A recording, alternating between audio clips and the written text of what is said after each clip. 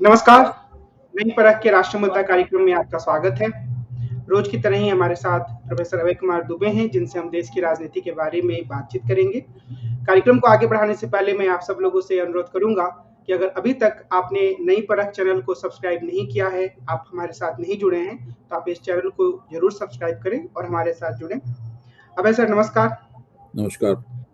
कल मध्य प्रदेश के मुख्यमंत्री शिवराज सिंह चौहान ने एक बयान दिया और उन्होंने कहा कि मध्य प्रदेश में तो कांग्रेस बस कमलनाथ बनकर रह गई है और कांग्रेस का सब कुछ दिखावा है, एक व्यक्ति केंद्रित है और जो भारतीय जनता पार्टी है वो चुनाव में आगे चल रही है या चुनाव वो आसानी से जीत जाएगी।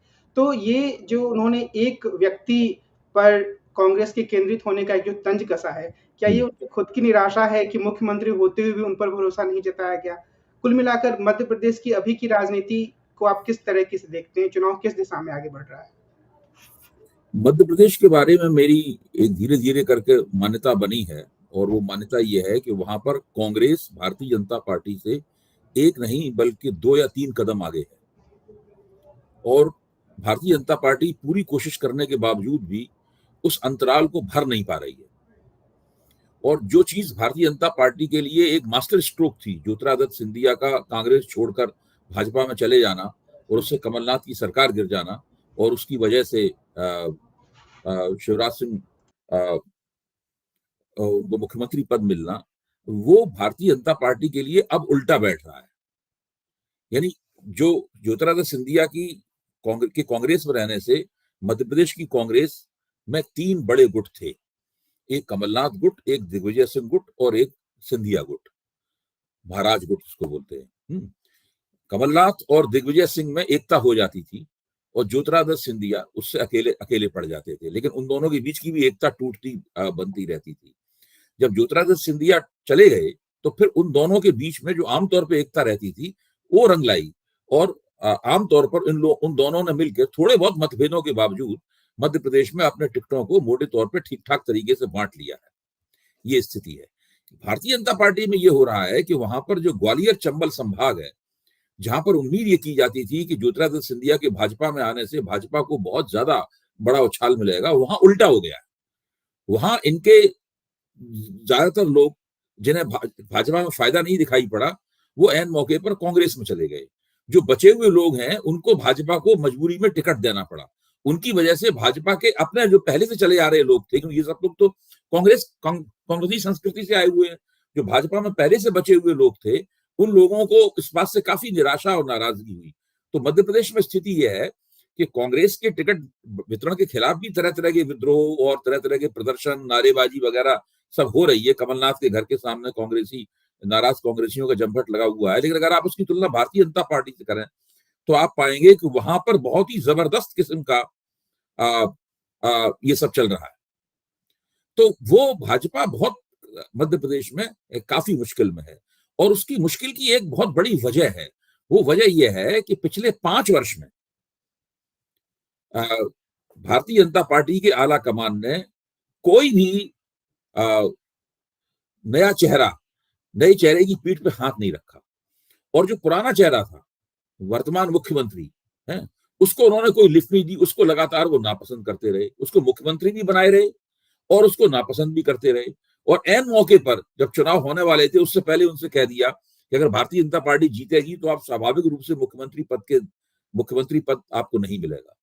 यानी तब हम निर्णय करेंगे कि मुख्यमंत्री कौन होगा और मुख्यमंत्री के तौर पर आपके चेहरे को भी पेश नहीं किया जाएगा। अब आप सोच सकते हैं कि भाजपा आला कमान ने क्या किया। ये भाई, अगर आपको 2018 में वर्तमान मुख्यमंत्री कांग्रेस से चुनाव हार गए थे, लड़ाई टक्कर की हुई थी, लेकिन भाजपा पीछे रह गई थी और कमलनाथ मुख्यमंत्री बने थे। उसके बाद में लगातार भारतीय जनता पार्टी का आला कमान इनको नापसंद करता रहा, यहां तक कि इनको केंद्र में लाने के लिए राष्ट्रीय उपाध्यक्ष भी बनाया गया, लेकिन वो कभी भी दिल्ली नहीं गए और उन्होंने अपना दफ्तर भी भाजपा के केंद्रीय कार्यालय में नहीं देखा कि हमारा दफ्तर कौन सा है। तो ये जो पूरी प्रक्रिया चलती रही, ये बताती है कि भाजपा को इसमें कोई दिलचस्पी नहीं थी कि मध्य प्रदेश में वो किसी नेता को तैयार करे, शिवराज सिंह चौहान की जगह किसी नेता को बैठाए, इसकी कोई दिलचस्पी नहीं थी। एक बड़ा अजीब तरीके से भारतीय जनता पार्टी ने ये चुनाव लड़ा, तो उसका नुकसान भारतीय जनता पार्टी को हो रहा है। जी। एक चीज है कि जो ज्योतिरादित्य सिंधिया जिनके बारे में आपने कहा, और भी खबरें आ ही रही हैं कि वो जिन इलाके में है वहां पर भारतीय जनता पार्टी का प्रभाव कम हुआ है या उसको हार का सामना करना पड़ सकता है, ऐसा दिख रहा है। तो आखिर ज्योतिरादित्य सिंधिया की नाकामी के पीछे आप कौन सा कारण देखते हैं? क्या इसके पीछे ये कारण है कि आखिरकार देर से ही जनता यह समझने लगी है कि दल बदलना अच्छी बात नहीं है? देखिए, भारतीय जनता पार्टी एक इस प्रकार का राजनीतिक दल है जो किसी भी तरीके से उसकी कांग्रेस से तुलना नहीं की जा सकती। उसकी प्रकृति बिल्कुल अलग है। भारतीय जनता पार्टी के जो समर्थक होते हैं वो ठीक है, अपने नेता से जुड़े हुए होते हैं, लेकिन वो मोटे तौर पर पार्टी के प्रति ज्यादा निष्ठावान होते हैं। नेता जो है वो अलग अलग हो जाए या थोड़ा नाराज भी हो जाए तो उसे इसकी बात की कोई गारंटी नहीं होती कि वो तमाम समर्थक जो है उस नेता के साथ चले जाएंगे और पार्टी ठन गोपाल रह जाएगी। ऐसा भारतीय जनता पार्टी में नहीं होता है। इसीलिए भाजपा जो छोड़ के गए उसमें एक आध उदाहरण को छोड़कर कभी कोई पनप नहीं पाया।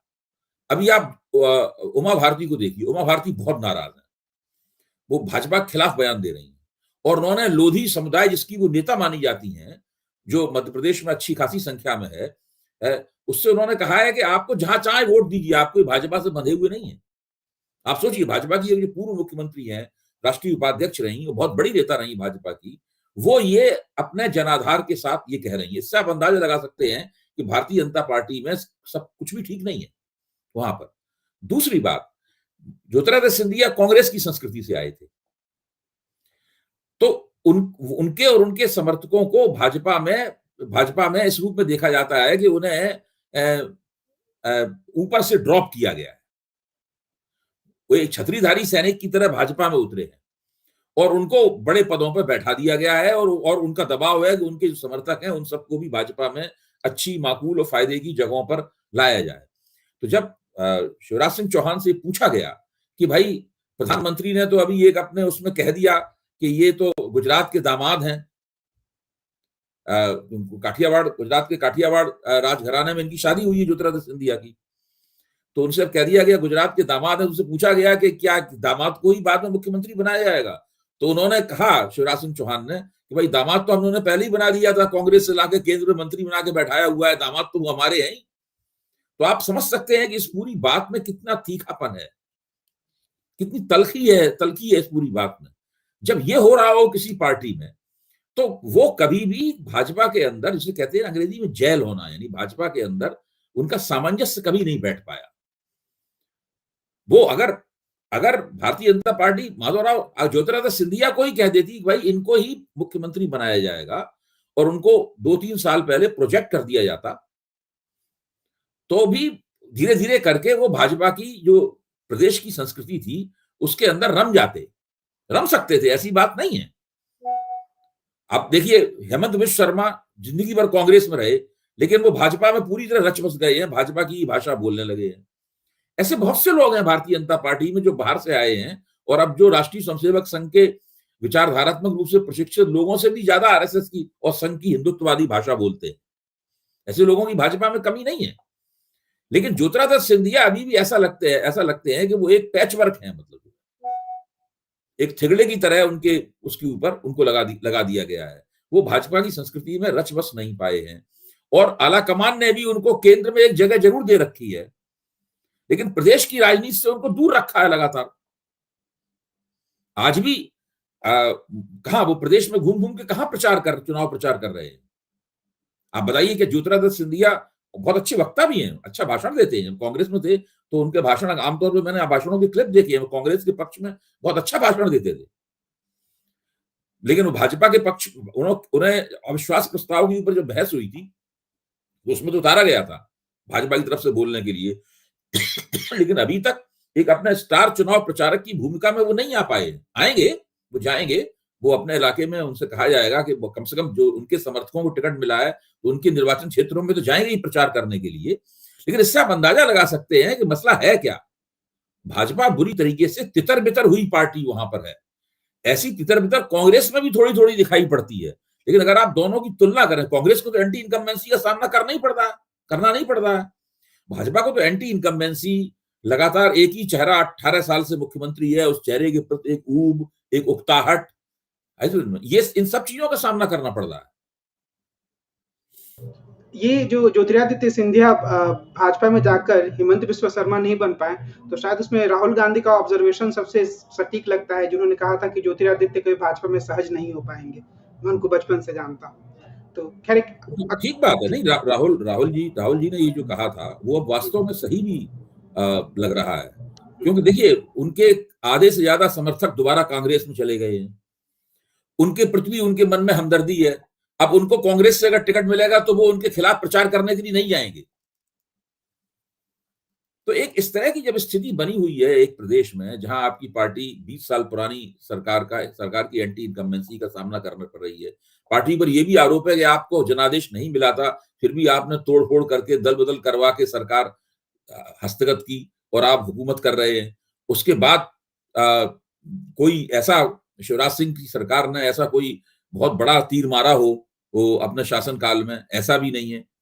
तो ये स्थितियां जो है वो भाजपा के लिए वो जमीन जो है ना वो ठीक से पकने नहीं दे रही। एक चीज मानी जाती है कि जो एक एंटी इनकम्बेंसी है या प्रो इनकम्बेंसी जो भी माहौल है, उसमें टिकट वितरण का जो एक दौर होता है वो बड़ा महत्वपूर्ण होता है। अगर सही तरीके से टिकट वितरण नहीं किया गया, उसमें थोड़ी ऊंच नीच हो गई, तो वो नतीजों को ही बदलाव में भी परिवर्तन कर सकता है, उसको प्रभावित कर सकता है। क्या आपको लगता है कि सच में ऐसी चीज है और पार्टियों को इसका खामियाजा भुगतना पड़ता है? नहीं, आपने जो सवाल उठाया है वो बहुत महत्वपूर्ण सवाल है। मैं ये मानता हूं कि टिकट देना कोई खास कला नहीं है, टिकट काटना एक खास कला है। आप टिकट को काटते कैसे हैं? आप पहले से जो उम्मीदवार उम्मीद में बैठे हुए हैं, उनका नाम ही है उम्मीदवार, आप देखिए वो इस उम्मीद में बैठे हुए हैं कि उनको टिकट मिलेगा, या तो वो पहले से जनप्रतिनिधि बने हुए हैं, या वो उस निर्वाचन क्षेत्र में लगातार पिछले 5 साल से अपना प्रचार कर रहे हैं, अपने लोगों को खड़ा कर रहे हैं। तो वो ये स्थिति है वहां पर। जब ये पार्टी के नेतृत्व का काम होता है कि वो चुनाव से 1 साल पहले से अपनी पूरी योजना बनानी शुरू कर दे, मोटे तौर पर ये देखना शुरू कर दे कि किस व्यक्ति के ऊपर वो भरोसा करेंगे। जिन व्यक्तियों पे भरोसा उन्हें नहीं करना है, उनके कान में धीरे धीरे बात कहनी शुरू कर दी जाती है कि भाई आपको कहीं और एडजस्ट करेंगे।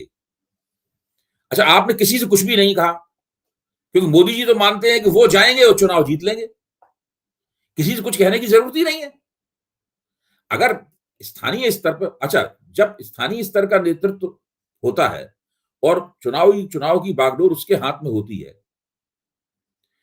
तो जो असंतोष होते हैं वो स्थानीय स्तर पर ही प्रोसेस हो जाते हैं, संसाधित हो जाते हैं। उनकी आंच जो है पूरी पार्टी के खिलाफ नहीं जाती। अब जैसे कि जो कांग्रेस में इस वक्त हो रहा है, कांग्रेस में भी असंतोष है। जैसे कि लोग टिकट नहीं मिला तो वो शिकायत करने आए कमलनाथ से, तो कमलनाथ ने कह दिया कि जाओ दिग्विजय सिंह के कपड़े फाड़ो, फिर हंस के बोले लेकिन मेरा नाम मत लेना। बाद में उसी बात को लेकर दोनों नेताओं में थोड़ा हंसी मजाक हो गया और बात खत्म हो गई।